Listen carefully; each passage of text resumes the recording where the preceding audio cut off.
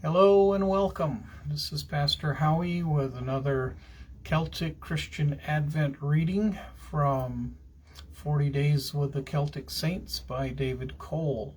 Today is Friday, December the 3rd, 2021. And as we begin this reading, the scripture for today is very short and to the point. It's Psalm number 20, verses 7 through 8. In the NIV, it reads, "Some trust in chariots and some in horses, but we trust in the name of the Lord our God. They are brought to their knees and fall," that is, chariots and horses, "but we rise up and stand firm."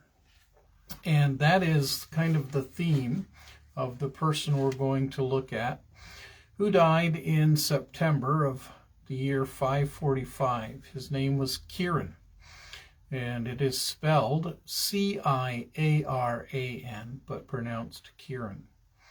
And Ciaran was a descendant of a national bard of Ireland. Legend says that Patrick, Bridget, and Columba all prophesied about Ciaran's coming.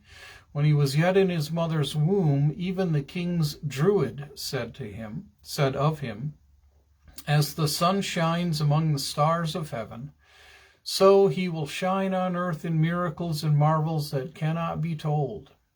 Lord, you foretold his birth by prophets, even as Isaac's birth was foretold to Abraham."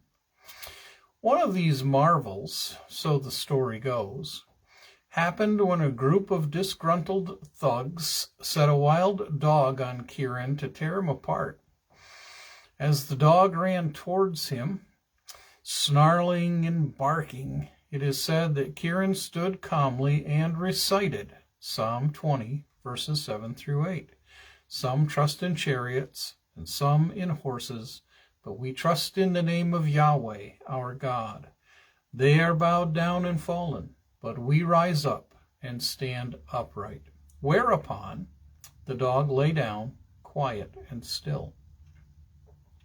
Ciaran was one of the 12 apostles of Ireland trained at Clonard.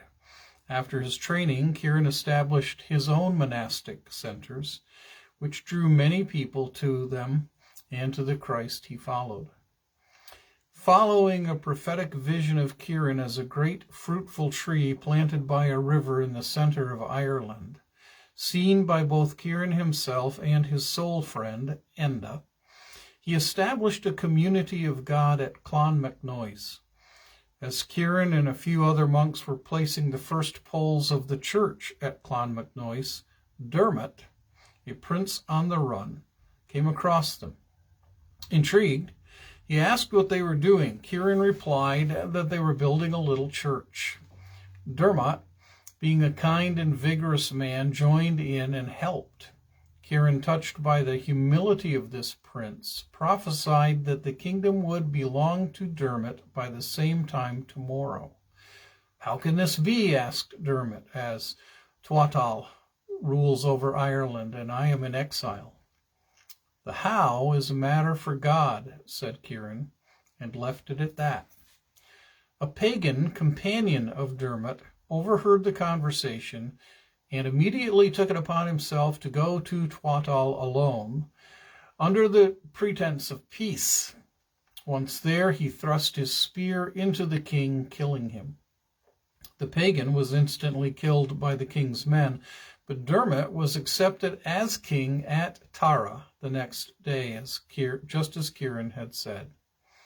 Dermot ruled as a Christian king and was buried at Clonmacnoise. The opening of the church at Clonmacnoise drew two warring tribes to peace and unity. Such an incredible feat was this peace that Clonmacnoise instantly became known for the presence and peace of God. The community there lasted 1,000 years, and its location is still one of the most visited sites in Ireland, even though Ciaran died of plague only 7 months after establishing it. Ciaran was a man who saw the grace and glory of God in the ordinary things of life, blessing such things as the dye used for clothes. Ciaran trained under a wise teacher and moved in the spiritual gifts of God. He trusted God in all things and saw the presence of God in ordinary life, from blessing Di to calming a wild dog.